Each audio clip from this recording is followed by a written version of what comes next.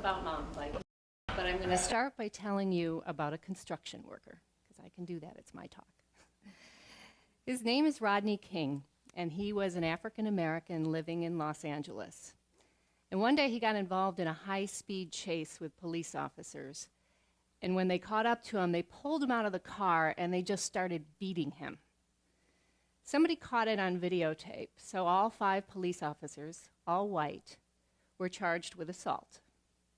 But when the verdict came down, or up, down, I don't know, delivered, in the spring of 1992, they were all acquitted. And that immediately set off racial riots across the country, including here in Rochester. At the time, I was a rookie reporter at a TV and radio station on State Street. I was 25 and fearless, so I grabbed my microphone and I got ready to head downtown. And a couple of my colleagues outside the newsroom said, don't go there, don't go there. But I did. Got down to Main Street and it was just teeming with hundreds of very angry young black men. They were tipping over police cars. They were smashing every window they could see. There were police and riot gear on our Main Street, right here in Rochester. I watched as a group of these young men ran over to this white, middle-aged man standing in front of the library, and they just started beating on him with a brick. There was blood everywhere. But I was 25 and kind of stupid. And I went up with my microphone to one of those kids. And I said, why?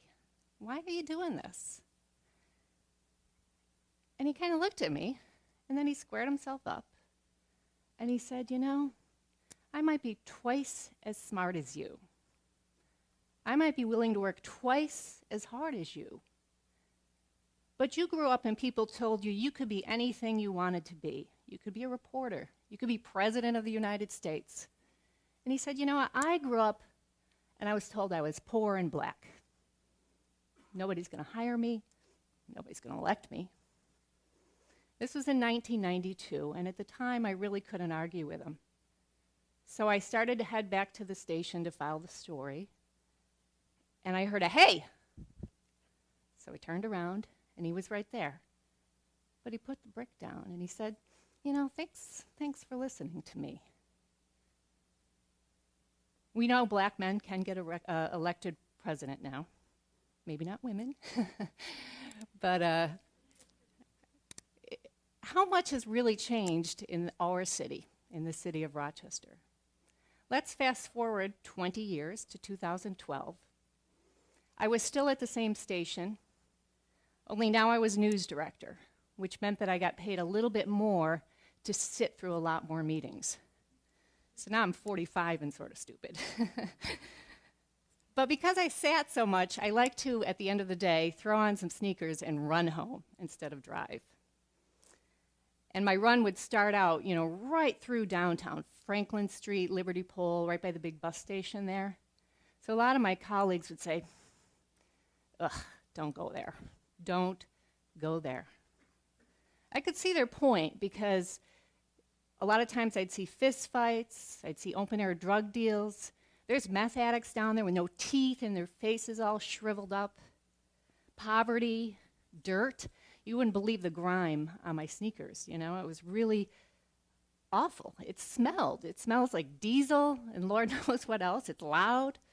But I knew if I kept going just a little farther and hooked over onto East Avenue, that pretty soon that would all go away. I'd be smelling chicken wings and beer by the time I got to Alexander Street.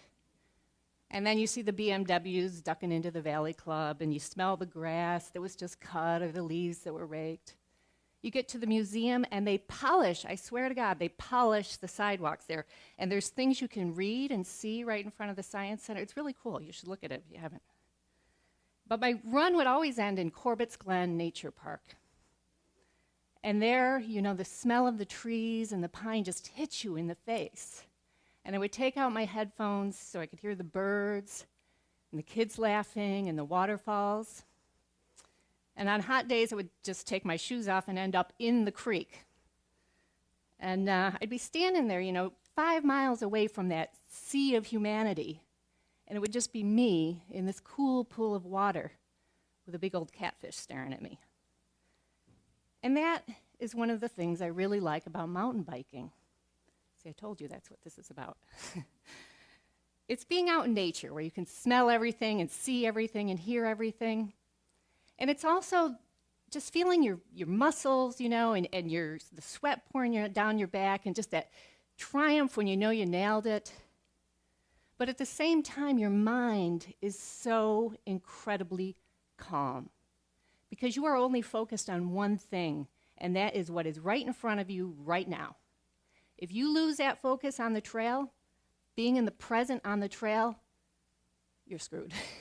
Even for a second, if you lose that focus, there's a lot of things to hit on a mountain bike trail. So your mind is learning to be in the present when you're mountain biking. And any guru around the world will tell you there is nothing better than being in the present. And so when I joined Genesee Regional Off-Road Cyclists, or GROC, a couple of years ago, I was really excited because they wanted to bring inner city kids out to Victor to teach them how to mountain bike. I thought it was a great plan, but it had a lot of problems. They didn't know where to find inner city kids who wanted to mountain bike. Inner city kids don't own mountain bikes, and mountain bikes don't come cheap.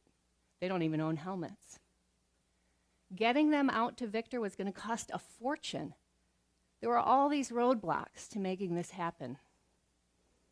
But one day I was having lunch with a friend of mine from the community place in Rochester, and she had gotten a grant from the Health Foundation.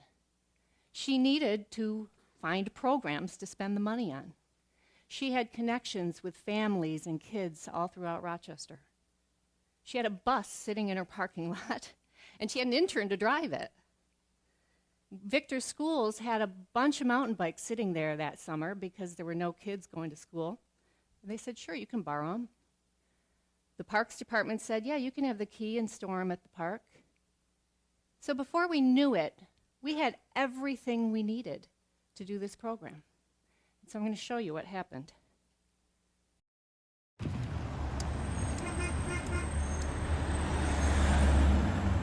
We realized that this would be a great opportunity to bring some kids and expose them to a different side of biking, off the city streets, outside of the city of Rochester.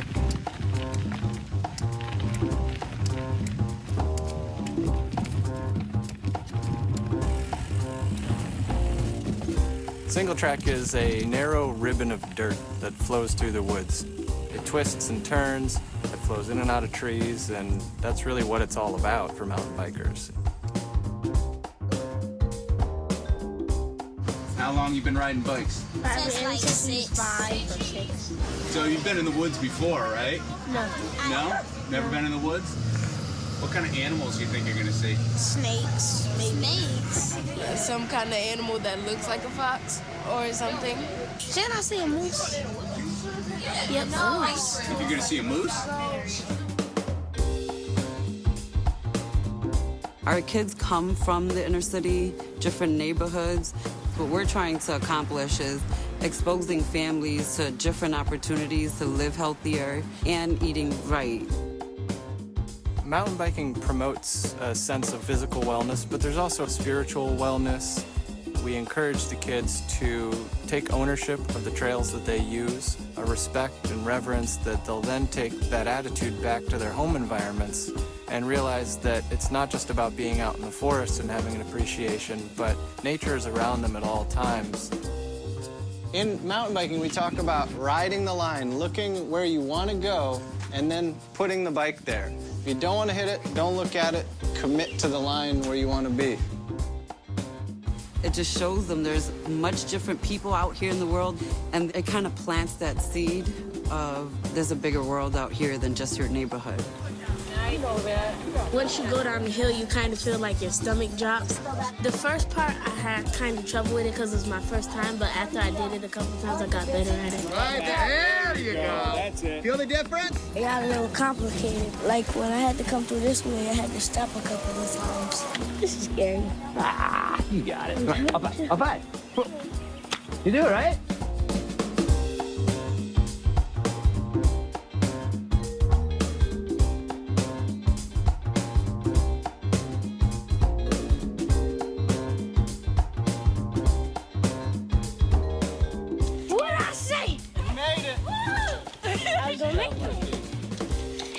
Nice That job, was awesome. Marcio. That was fun. Guess what? That was so fun. I did it. down with her. I can't wait till we do the other hills.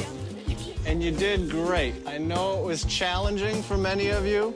I'm really, really proud of all of you. Thanks, guys.